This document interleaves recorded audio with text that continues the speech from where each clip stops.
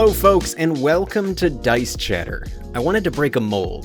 Of course, I did this in a bit of a symbolic nature, but I want to prove a point. Scattered terrain builds like the wooden bridge have been a wargaming staple for many a table, though my table seems a bit empty and barren of these elevated crafts. So I'd like to create some, but I want them to be unique. I want them not just to be a point A to point B.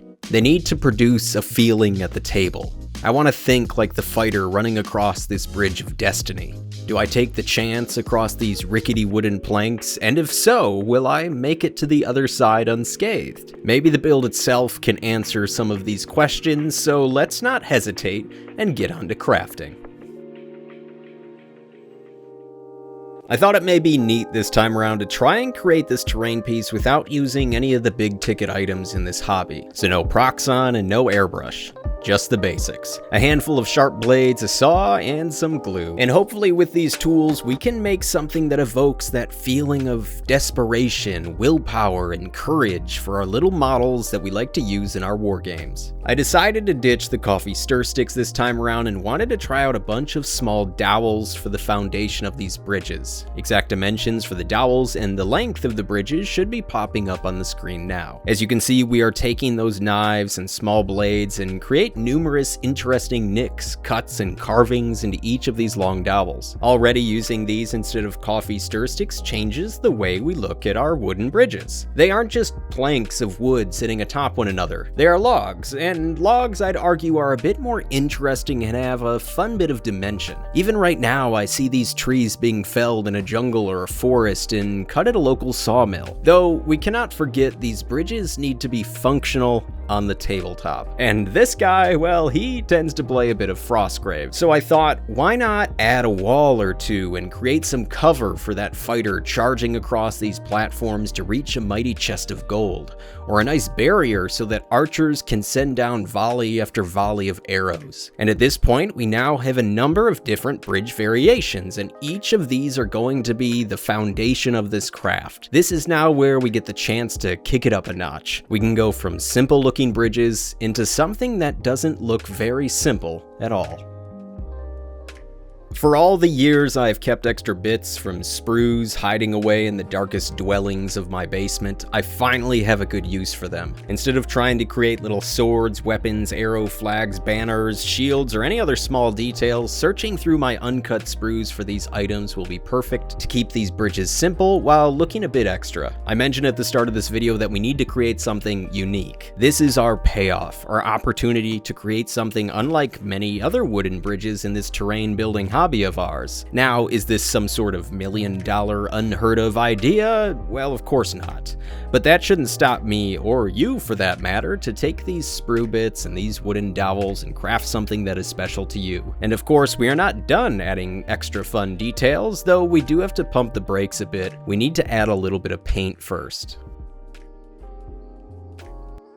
It is always nice when a company like the Army Painter believes in you and what you can create. So a huge shout out to them sending over a number of supplies, tufts, and paints. So let's do some testing while we're at it and see what these speed paints and a few other bottles can do for these rugged wooden bridges. For the extra bits, I primed those black, but the dowels themselves, I kept them as they are. Normally I'd do some sort of zenithal highlight with the airbrush, but let's get some practice tackling this by dry brushing on some mummy robes over these prime pieces, as well as a touch on the dowels.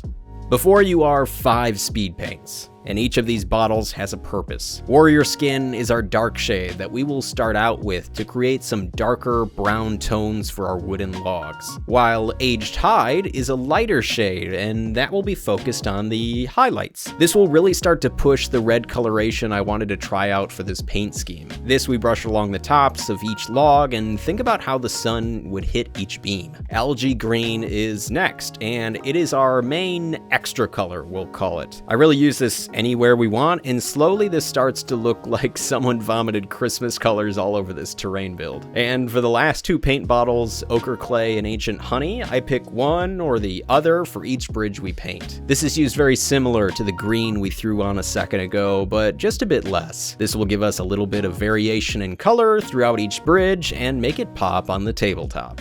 So before we get much farther, we have to pause once again to add in a few more extra bits. Every old wooden log bridge needs some rope. I wanted something flexible, strong, thin, and would work well with PVA glue, and finding something to scale can be extremely difficult, though I believe I found the answer with some pearl cotton. I found it was great to twist, tie, and loop all around each log, and when you mix it with some water and PVA glue, it bonds the cotton exactly the way you left it, dipping in and hanging off all of these awesome logs. And of course, no need to make every bridge look the same, which is why another tabletop creation that you can watch on the channel could come in handy. And why not go a little crazy? These twisted trees give off a jungle or swamp sort of vibe, and I really enjoy the hanging moss. So much so that we can always recreate the moss here on these wooden bridges. Turn these cotton balls you mash up with some glue and paint into some thin strips, then layer them down over a log or two. And seeing the cotton stretch down gives us a great look and really shows gravity in a simple terrain build. Oh, and one more thing, don't forget to paint your extra sprue bits at this time, because in a second we are about to grime everything down a notch or two. Strong tone, mid-tone, and light tone are the creme de la creme for this build. The best way to take this a bit too colorful terrain and bring it back to a dirty reality. My only real advice I can give here in this step is to not really think about it, just slop it on. You want to mix all 3 washes? Sure, why not? Or maybe you're a one-wash kind of guy. That's neat too. Just cover every little bit of the bridges, then of course let it dry for a long while. Though let's do one more thing to highlight the edges real quick. Grab some skeleton bone from Army Painter, grab your favorite brushes for some quick and easy dry brushing, and once again, go over everything. Also, before we get into some awesome gameplay and glamour shots, a huge thank you goes out to my patrons who have been a helping hand in making the random thoughts in my head become a tabletop reality. You are truly some sweet hobby supporters. And speaking of some supporters, let's go ahead and look at these finished wooden bridges.